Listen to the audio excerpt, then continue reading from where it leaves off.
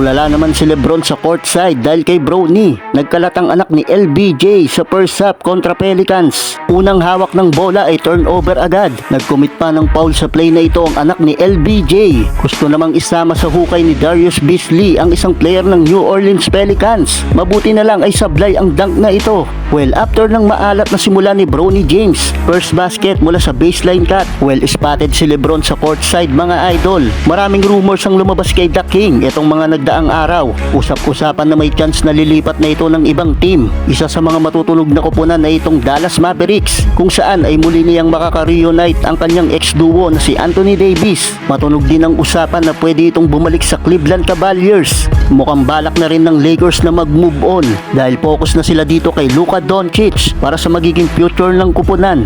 Well, tuloy pa rin ang pag-struggle ni Bronny. Another turnover for James Jr. Mabuti na lang ay step up ang mga role player ng LA, kaya kuha pa rin nila ang 4 points lead, 40-36 halftime. Second half, lalong tumindi ang sagutan ng opensa. Palag-palag din talaga ang New Orleans. Bumawi sa second half itong si Bronny James Jr. Back-to-back basket for Bronny. Humang time pa sa ere mga idol bago bitawan ang bola. Well, kontrolado ng Lakers ang buong second half, kaya sa uli ay nakuha nilang panalo.